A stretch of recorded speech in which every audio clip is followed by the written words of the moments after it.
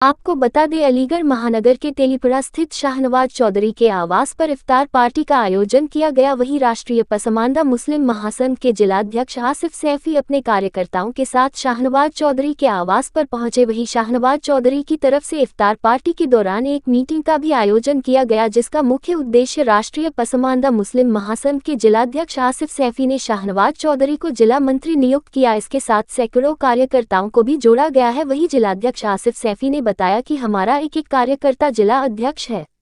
राष्ट्रीय पसमानदा मुस्लिम महासंघ के जिला अध्यक्ष आसिफ सैफी ने बताया कि राष्ट्रीय पसमानदा मुस्लिम महासंघ को संगठन बनाने की मंजूरी हमारे प्रधानमंत्री माननीय श्री नरेंद्र मोदी जी ने दी, क्योंकि अभी तक जितने भी पार्टियां रही हो, चाहे सपा हो या बसपा या कांग्रेस, किसी भी पार्टी ने पसमानदा समाज के बारे में नहीं सोचा, सिर्फ और सिर्फ वोट लेने का काम किया। वहीं जिला अध्यक्ष आसिफ सैफी ने मुस्लिम समाज को बिरयानी में पड़े तेजपात के पत्ते जैसा बताया। जिस तरीके से बिरयानी खाने से पहले तेजपात के पत्ते को चूसकर या हिलाकर दिया जाता है, इसी तरह का हाल पार्टियों ने वोट लेकर मुस्लिम समाज का कर रखा है।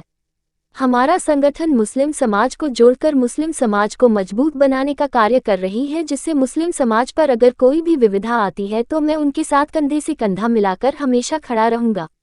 जिला अध्यक्ष आसिफ सैफी ने कहा कि मैं अपने कार्यकर्ताओं के साथ 2024 के लोकसभा चुनाव को लेकर भारतीय जनता पार्टी जिताने का कार्य करूंगा। क्या नाम है सर आपका? आसिफ सैफी, मैं जिलाध्यक्ष हूँ राष्ट्रीय पसमानदा मुस्लिम महासंघ से।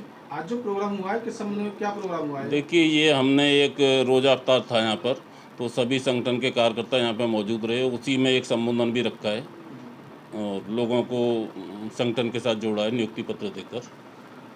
मतलब ये जो संगठन है आपका, किस तरीके का संगठन है और क्या रणनीतियाँ रहेंगी संगठन में? देखिए, ये हमारा एक बीजेपी की बिग है, राष्ट्रीय पसमानदा मुस्लिम महासंघ।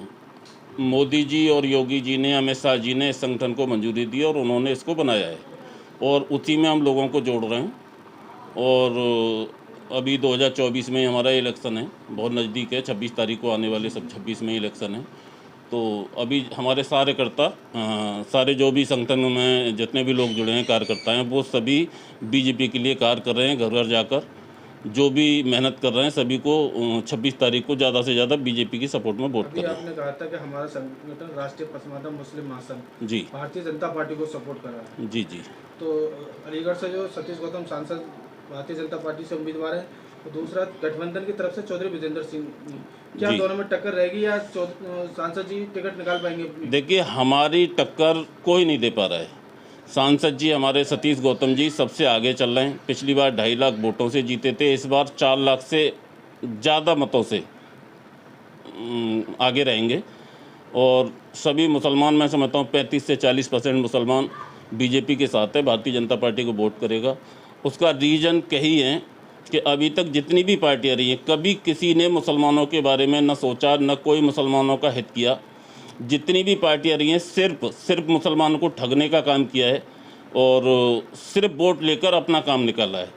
एक कहावत होती है, जैसे कि आपने देखा होगा कि जब हमारे यहाँ बिरयानी या कोरमा बनता है तो उसमें ख़ास तौर से एक तेजपात के पत्ते को तलाश करते हैं कि खुशबू आएगी। ऐसे ही अन्य पार्टियों ने मुसलमान को सिर्फ तलाश किया वोट के समय पे और उसका वोट लिया, उसके बाद उसको अलग कर दिया। ऐसे ही जब हम उसमें तेजपात के पत्ते को डालते हैं तो जब बिरयानी बन के तैयार हो जाती है, उसके बाद उस तेजपात के पत्ते को सबसे पहले निकाल के फेंक देते हैं। तो अन्य पार्टियों का यही काम है कि तेजपात की तरह से मुसलमान का इस्तेमाल करना और उसके बाद उसको अलग फेंक देना। अब की बार ये नारा भी चल रहा है, अब की बार 400 पार, क्या नारा है?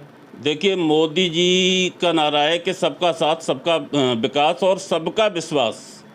अब की बार 400 पार, तो इंशाअल्लाह इस बार 400 पार रहेगा और मोदी जी तीसरी बार फिर से प्रधानमंत्री बनेंगे। अखिलेश जी ने कहा था अब की बार 400 हार रहे हैं मोदी जी, क्या है? देखिए, विपक्ष तो कुछ भी कहे, वो तो खुद ही हताश होकर बैठा है विपक्ष, तो वो कुछ भी बोल सकता है, उसकी कोई तुलना नहीं है, उससे क्या लेना।